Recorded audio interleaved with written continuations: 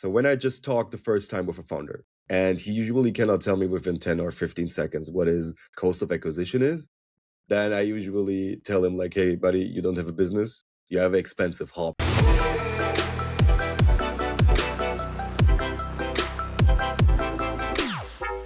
Our guest today is Cem Atik, co-founder at Harucon Ventures. Sam, welcome to the show.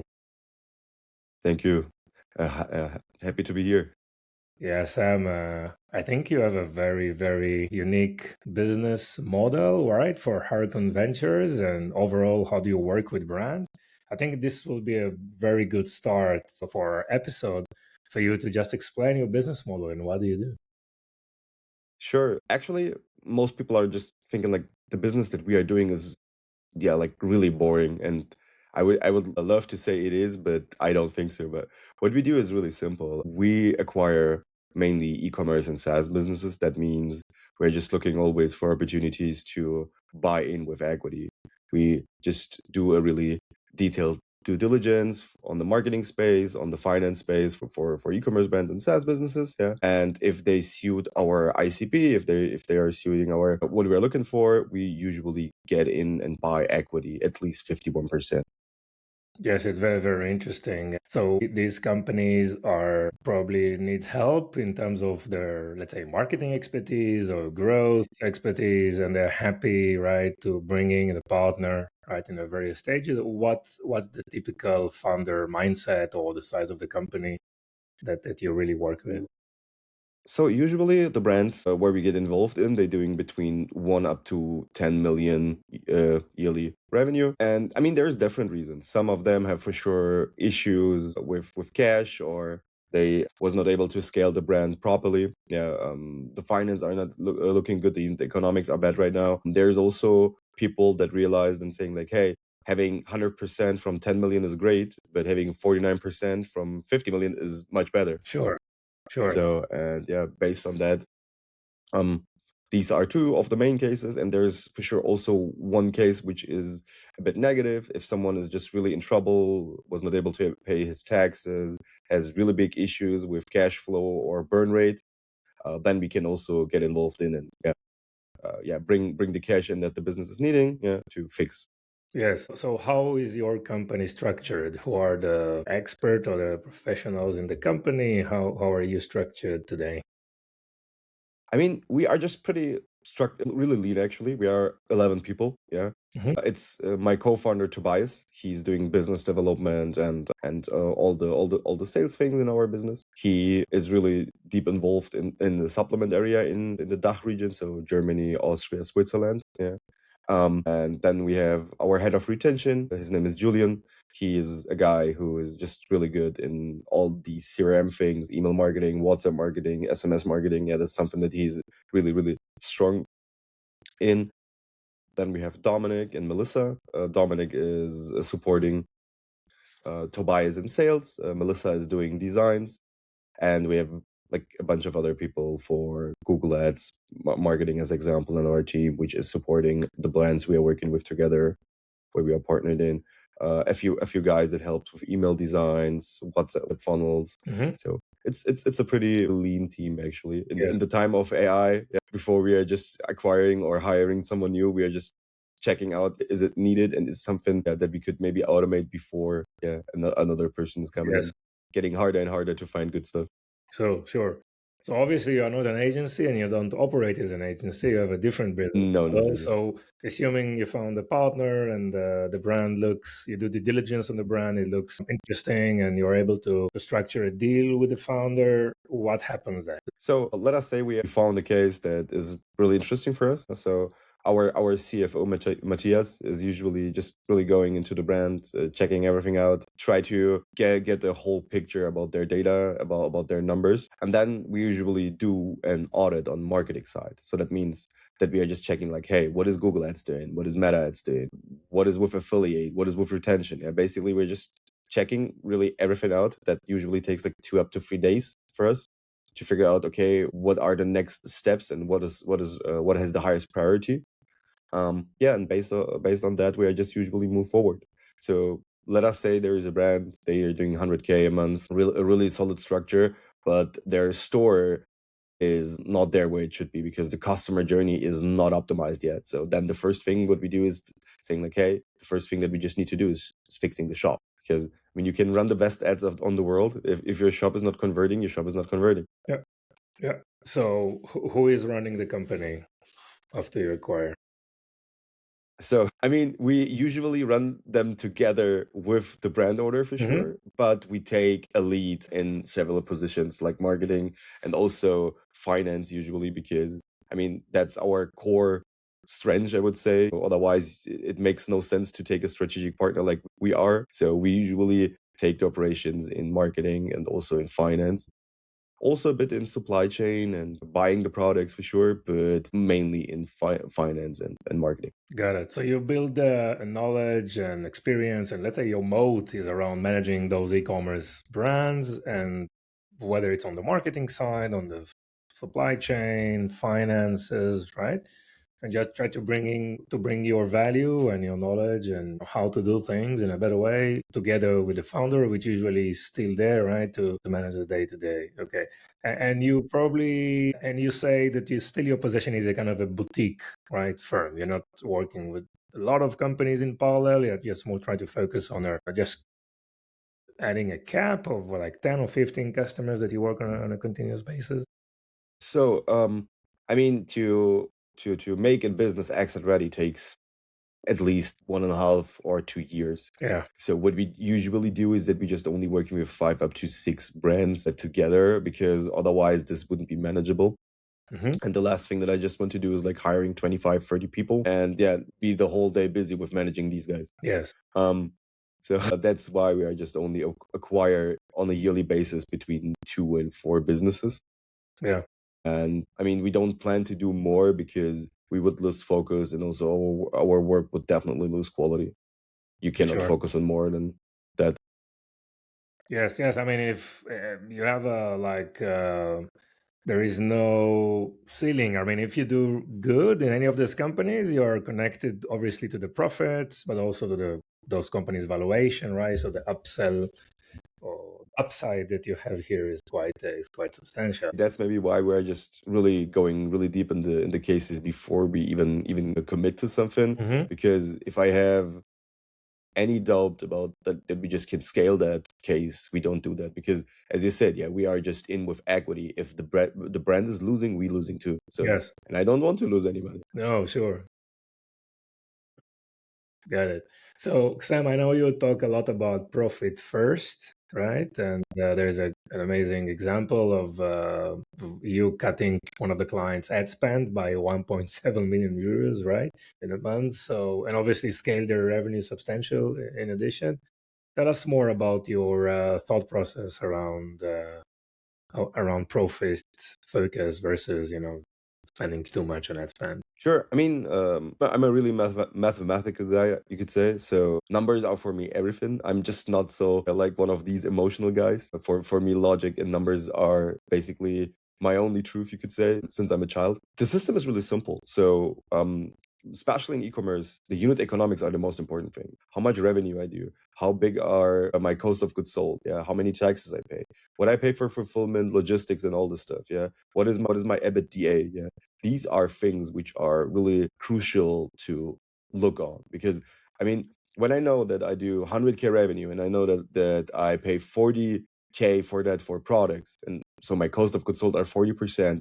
I instantly know that there is not enough margin to scale this problem because um, as bigger a brand gets, yeah, as more marketing costs, as more costs for influencers, all these costs are raising. So if your margin is from the beginning are whack, I would say, yeah, so bad and low, that's usually something I just stay away from because um, we need. I mean, it depends for sure on the brand and also for the market, but everything under 65 up to 75% gross margin is really hard in these days to scale, especially in the US, especially in UK, a bit easier in Europe, yeah, so in Germany, Austria, Switzerland as example, but in UK and in the US, it's getting tough, really, really tough. So you just need to I mean, there is for sure ways. You can just do more organic, more influencers, affiliate, and stuff like that. But if you just want to drive performance, yeah, it's getting really hard. But the only thing that can avoid that is if you just, yeah, trying to if you just have a store with a consumable product, right, that you just can sell in a subscription, then it's working, because usually you are in the long scale, you are maybe not first order profitable, yeah, but at least in the second one, if your churn rate is low. So, and that's pretty it. So the first thing that we did by this big partner is that we just came in, and I see that there was like running 4 Google accounts, they have 4 Meta accounts, they have like a lot of people, a huge overhead, yeah. And the first thing that I really does was like, hey, are these guys are really needed? It sounds maybe a bit bad, but yeah, that's usually the first thing. As someone who's getting in as a strategic partner, you don't think about people, you think about business. Yeah. Yes. So I don't care about the owners. I don't care about the stuff. I usually care about, first of all, about the business. Yeah, what the business needs. So we cut a bit overhead. We figure out a huge issue in their fulfillment. They had a fulfillment service which was overcharging them a lot, yeah, because they was big and they didn't see that. We find another fulfillment service where we have a lot of control on, because we work with different partners already there. And that's also one thing in our network. We have a lot of pressure on service providers we're working with. This fulfillment service has already like 4 other businesses that he's managing all the fulfillment for. So we came in, and I just said that these guys like, hey, the owner called, his name is Leon. Yeah. I said, Leon, I just need a really great offer here. It's a great brand, a great possibility. We're sending out so many packages. Give me a great offer. So he do really his best that he can. And we just get a 50% cheaper offer than their current fulfillment service provider. That's one thing. On the products end, yeah, we figured out a supplier that is 9 cents cheaper in the same region they was buying these products on. And 9 cents on, I mean, if you're just sending out over K packages a day, that's huge. Yeah. So, and yeah, that was basically the first steps: fixing the supply chain, fixing the fulfillment, getting better product prices. That was basically the first things that we just did, and that bring a massive impact. The next thing was also really simple. Instead of using 4 Meta accounts and 4 Google accounts, we use one. So bring everything in one account, so all conversions runs in one account.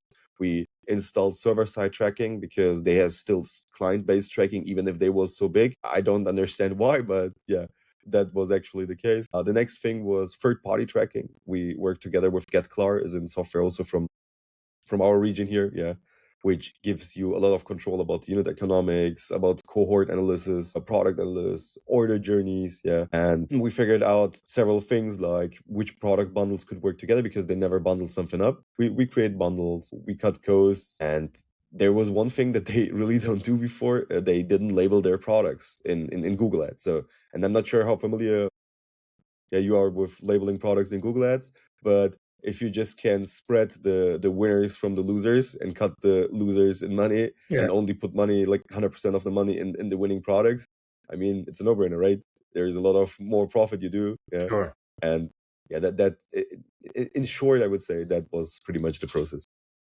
Nice. So there are a few areas here. I mean, one is obviously cost reduction, because you're working with all these brands and you have the suppliers, you can negotiate better terms. This is one aspect. Second, when you see what these companies are doing, you say, okay, I can do it in a much more efficient way, right? Whether it's marketing spend, or, as you mentioned, the other example of those number of channels they use. So we don't need so many people. We don't need all these channels. We can do it much more effective.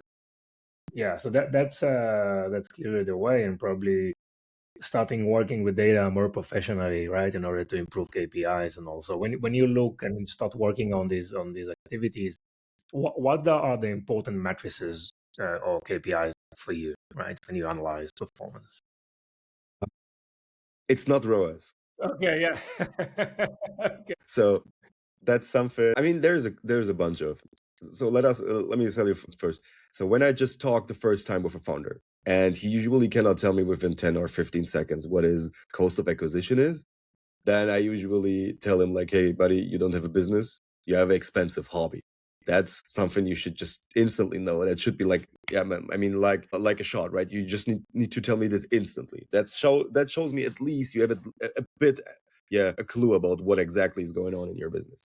So customer acquisition cost is really important for me. Especially we are just working I mean, my favorite niche is supplements, consumable goods, because I mean the repurchase rate is so high. I also look a lot on the CLV, like yeah, what happens? So we buy a customer in January, next year January, how much money that person spends? Yeah, how good are the cohorts? Yeah, what is the customer lifetime value behind that? Yes. That's one important thing. Yeah, together with this with the customer acquisition costs. Yeah. Next things are for me are the marketing efficiency ratio based on channel. So if I know, as example, Meta is a push channel, yeah, we have maybe an marketing efficiency ratio about 1.5 or even 2. And I know I have in back Google, I have TikTok, which is running with at least 3.4, something like that. So I know that these channels carry a bit Meta, at least for a while, that we can push more on Meta, and yeah, and carry with Google and TikTok. Right, marketing efficiency ratio is a big important metric, and for sure, what is also really important is the EBITDA. So Mhm. why that is because you can do everything, but if and can do it right, yeah. But if your EBITDA is not at least like at least 8 up to 10%, on the long run you will lose money, because if your business is like 10 million doing 10 million revenue a year and you are already on an EBITDA, yeah, between 8 and 10%, which is really low actually, your foundation is not good that you just can scale really high. So then we are just usually check out and say like, okay, does it make sense to fix this? Yeah. Or is it not worth to fix this because product costs are maybe too expensive or the product is too heavy, whatever, right? And these are the most important metrics if, I'm just looking on, to be honest. Yeah. Yeah. Marketing efficiency ratio based on channel, customer acquisition costs, CLV and cohorts. Yeah. Like how much money we just do in the next 12 months with this customer. Yeah. EBITDA and maybe also repurchase rate for sure. If I know that 30% of the people that come in to my store and purchasing a product just reorder, I can spend much more in acquisition new customers. By the way, usually those brands are exclusively operating online, or they have also like retail engagement. We work also with brands that does retail. I mean, that depends actually. We have two partners which started in retail and then go online. We have also brands they started online and go to retail. That is usually something that we do. Yeah, that like getting into all if it's a supplement, yeah, getting in all pharmacy stores, yeah, getting also in the drugstores, yeah, that are yeah local here in the area. Retail is also an important thing, but that depends actually to if the product is really suiting the retail. Yeah, retail is always really hard and the restrictions are really strict. So if it makes sense and it's still profitable, we do. If not, we stay away usually. Okay, great. And going back to the KPIs and matrices, I mean, how often do you check the data? We have a dashboard. Yeah, I call this CO dashboard, where we just check the data. So myself, it's checking it daily. Our marketing team is checking it maybe like hourly. Yeah, they are just a bit more focused on that for sure.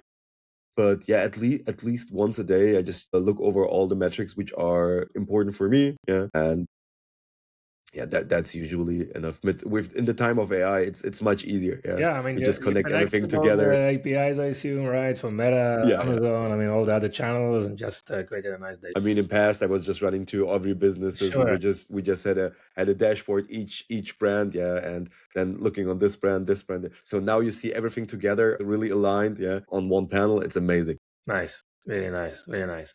So I want to discuss about your system and execution approach, right? You always, I mean, you talk about the four engines, right? Acquisition, retention, conversion, and profits, right? Can you show more details about that approach?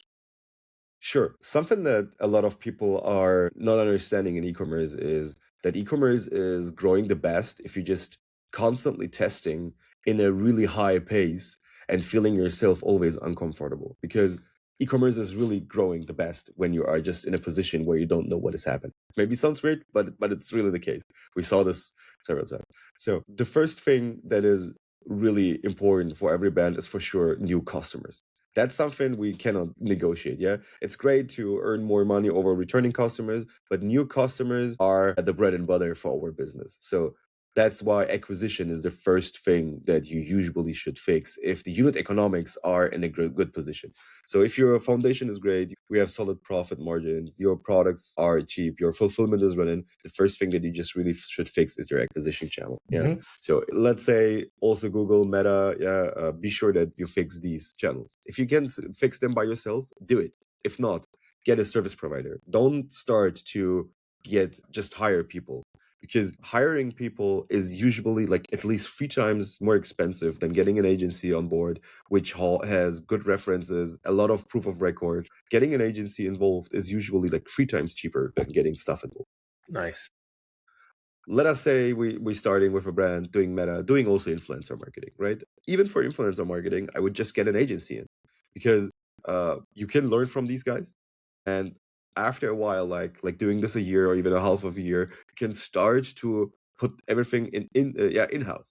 Getting hired one people, a second person, just building a small team and taking over what the agency already starts. So outsourcing is always something that you should just consider in acquisition, because I mean, when you just build a house, you get some guy for the electricians, right? You get someone who is just doing the walls, someone who's doing the fundament and stuff like that. So you don't start to do it by yourself. And why you should do this in e-commerce or even in SaaS makes no sense. Yeah. So we fix first of all acquisition, get in, just figure out what is the issue. Yeah, it's usually the same problems like always. We are just opening Google, and we see that they get like 90% of their traffic on branded traffic. Yeah, but you live from cold audiences and from new customers. So stop just retargeting always your own branded traffic. And I mean, it's for sure important, but shouldn't be at least like 20 up to 30% can be branded traffic. 70%, I really recommend that this is cold traffic. If it's important, if it's more expensive, definitely. If it's more reliable, and better for the business, definitely. So fixing acquisition is really the most important thing in the beginning. So, but here's one thing. Let us say we just fixed acquisition and people are coming now to our website, really high quality traffic. I mean, how big will be your conversion rate? Yeah, usually we are between 2 and 5%. In high class stores, we are between 7 and 8%. So that means you have like 90, in the best case, like 92, 95%, of traffic is gone. So what do you do for that? You just need to do retention. We usually, on e-commerce brands, we use Klaviyo for that, right? So there is a pop-up with a mystery gift, with a discount, whatever. Yeah, we're just trying to test different things for sure, always. And constantly, if you find something that good works, that doesn't mean you can find something that is not working even better. Yeah. So let us say we just get like 25 of the people which wouldn't usually not convert, we just get in over the sign up form, right? So then you convert maybe 10% of these guys, from the 25 who signed up. So that's another percent, or even 2 that you just can add on your conversion rate. So that's one thing. We build communities around the brands, getting people involved into the process. So like, let us say we are a supplement brand and we are just having a new booster for the gym area, as example. We have 3 new tastes, right? We just do a vote in the community and ask our audience, which taste they would like. What happens? They just, you just pretty much create the imagine that these guys having power in doing decisions, right? So they're getting much more loyal. Pre-sales are getting outsold because people are just believing in your products even more. The loyalty is rising. Just compare it with a football club, right? If you're just looking like, let us say a Premier League or something, the Manchester fans or the Chelsea fans, they are huge fans, right? They would die for their club. You just need to create the same impression with e-commerce brands. So that is basically retention, conversion. We already talked about. If your store is not good, there is no way to just scale. And the last thing that a lot of people are underestimating is optimize based on profit, right? So we all know ROAS, the return of ad spend, but that's actually a really tricky metric, because let us say you're just paying 60 euros or $60 each customer and your product is $120, right? So that's a 2 ROAS. But if you just pay $30 and your product is $60, you have also a 2 ROAS. So that metric is usually only showing you how much money you get for how much money you spend. So it's a great metric to have an overview, but it's basically telling you nothing about your margin, about your profitability and everything around that. So it makes more sense if you're just optimizing based on your POAS, so profit on ad spend. So if I spend $1 in ads, how much profit I get out of it? Yeah. If it's 50 cents, if it's $1, if it's two, I mean, how much is that? Right.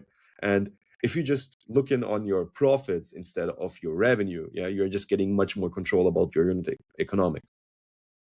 If I know my POAS is one, so that means I spend $1 in marketing and I just get $1 in profit. So that's basically, okay, let us do the math. That's maybe a 3 ROAS or 4 ROAS in a usual setup with normal unit economics, right? So yeah, it's basically giving me the same information, but a bit clearer, because to track profit is much deeper and much more important than to track revenue, because revenue is only telling me how much revenue I do. Yeah. I don't know how much cost I have. I don't see all of these things, right? And you should just can easily cut this if you're just starting to, yeah, act like you're like someone who just want to do profit would do. Yeah, that's my In short. Yeah, it makes a lot of sense, and I think probably. I mean, you need to have a very good understanding of what's happening in all these four stages and try to improve all these parameters. They all coexist together, right? So in order to maximize performance. And Sam, I wanted to ask you about channel mix, right? Because a lot of founders are exploring, online marketplaces. Maybe we talked about retail, maybe wholesale transaction. Today we have also not just Meta and Google that are getting more and more expensive, obviously, but today you have social commerce that is increasing, TikTok Shop. I mean, what's your view on channel mix versus maybe going in depth on some of the channels? And do you see any channels that are just not nice to have, but maybe a must have in any marketing mix these days?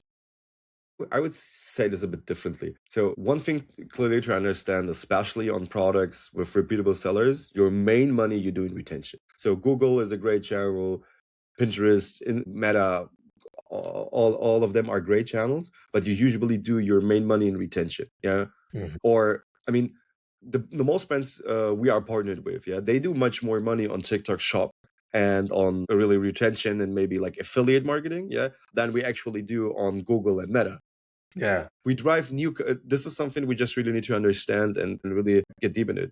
Usually a push marketing channel like Meta or even YouTube ads, yeah, they are for acquiring new customers. They are to reach, yeah, getting more impressions, getting that people are just getting your first touch point. Yes. What is converting more than the push marketing channels is the pull marketing channel, which is Google usually, yeah, and for sure retention, yeah, because you already created one or even two touch points. They starting to Google you, and then they came over Google as example. Okay, that's one thing. They purchased, yeah, and then they have a birthday, then you just give them a birthday discount, or there's a certain event, then you're just giving them a discount there. So it's really important to understand that these paid performance channels should be usually used for getting new customers and cold traffic, right? Yeah. So I'm a huge fan of TikTok affiliates because you just get a lot of advantages there. Yeah. First of all, you get affiliates based on commission. That's one thing. Second thing is you get a ton of videos, yeah, from these creators, and that's basically something which is, I mean, it's not for free for sure. You pay them their commission, giving them samples out for sure, right? But it's much cheaper than you would should hire someone. And if you're just only working with affiliates which are already good in that what they're doing, what we usually do when we're building networks, it's a no-brainer, right?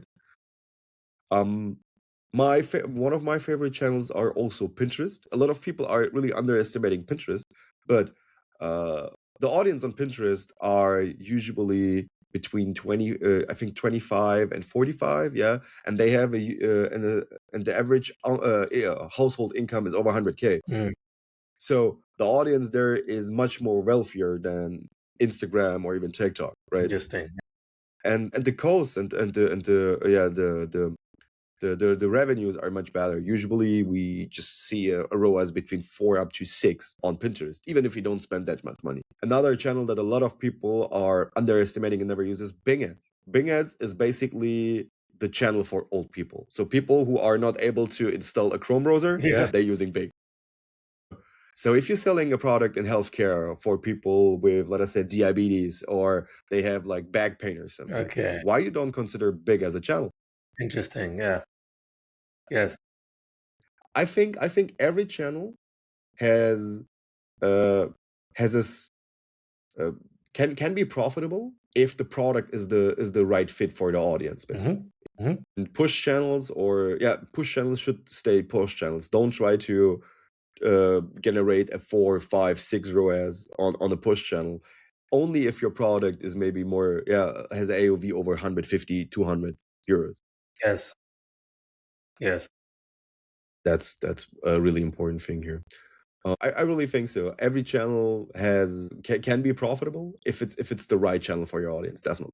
Yes. Just trying to figure out which channel works best in the specific timing for a specific brand, right? And test and then iterate very, very fast and try to break through. Perfect, Sam. So tell us how companies, founders can find you. It's actually really simple. So they can just browse to our website, harucon-ventures.com. It's the easiest thing. Or they can just try to find me on LinkedIn. I'm really active there, sharing a lot of tools every day that makes my work easier. I just try to stay away from being this personal brand and talking about myself, how awesome I am. I don't like that actually. I really only share value. So, and if there is any interest to get in touch with us, or someone knows a brand that could be just really needs help or looking for an investor, we are always all ears, and looking Sure. for 2 new cases this year. Perfect. Great. Sam, anything else you want to add?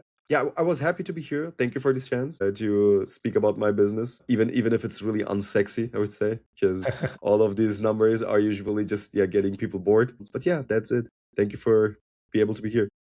Thank you. Thank you so much. All the best. Good luck. Wish you the same. Bye.